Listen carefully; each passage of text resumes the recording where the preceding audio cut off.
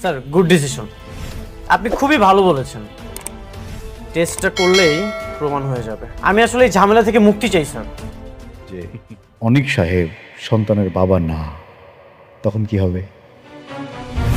আসসালামু আলাইকুম বন্ধুরা, গরিব ঘরের রাজপুত্র নাটকের ১৭ নম্বর পর্ব দেখে আমাদের সবার কলিজা যেন ফেটে যাচ্ছে।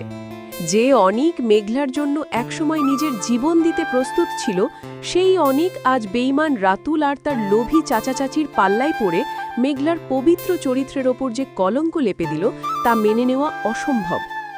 আজকের ভিডিওতে আমি আপনাদের জানাবো, থানায় করা মামলার পর ডিএনএ টেস্টের রিপোর্ট যখন সবার সামনে আসবে তখন অনিকের দশা কি হবে, আর রাতুলের কাছে ধরা খাওয়ার পর সাব্বির এখন কি করতে যাচ্ছে। সব রহস্য ফাঁস করব আজকের ভিডিওতে, তাই শেষ পর্যন্ত সাথেই থাকুন। বন্ধুরা, ১৭ নম্বর পর্বে আমরা এক চরম নাটকীয় দৃশ্য দেখলাম। অনেক যখন মেঘলাকে সবার সামনে চরিত্রহীন বলে গালি দিচ্ছিল, তখন মেঘলার সরাসরি থানায় গিয়ে অনেকের বিরুদ্ধে মামলা ঠুকে দিয়েছে। মেঘলা এখন শালিমা বিল্ডার্সের কর্ণধার। সে বুঝিয়ে দিয়েছে যে নিজের সন্তানের পিতৃ পরিচয় সে আদায় করেই ছাড়বে। এদিকে গল্পের সবথেকে বড় টুইস্ট ছিল সাব্বিরকে নিয়ে। সাব্বির যখন রাতুলের সব জালিয়াতির তথ্য চুরি করে অনেককে পাঠাতে যাচ্ছিল, ঠিক তখনই শয়তান রাতুল তাকে হাতে নাতে ধরে ফেলে। রাতুল বুঝতে পেরেছে যে সাব্বির আসলে অনিকের লোক।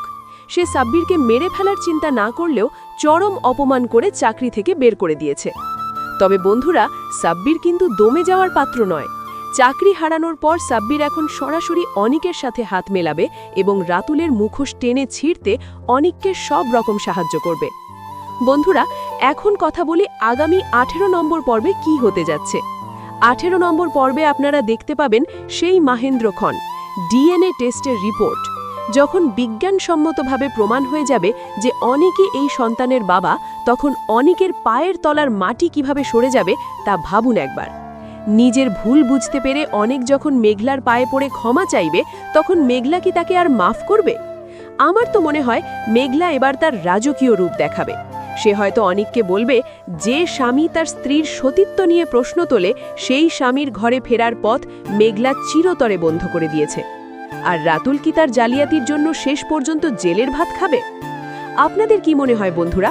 ডিএনএ রিপোর্ট আসার পর মেঘলার কি উচিত হবে অনিককে আর একটা সুযোগ দেওয়া, নাকি অনিকের এমন শাস্তি হওয়া উচিত যা সে সারা জীবন মনে রাখে? কমেন্টে আপনাদের মতামত আমাদের জানান। আর পরবর্তী সব ধামাকা আপডেট সবার আগে পেতে আমাদের এই চ্যানেলটি এখনই সাবস্ক্রাইব করে রাখুন। দেখা হবে পরবর্তী ভিডিওতে। আল্লাহ হাফেজ।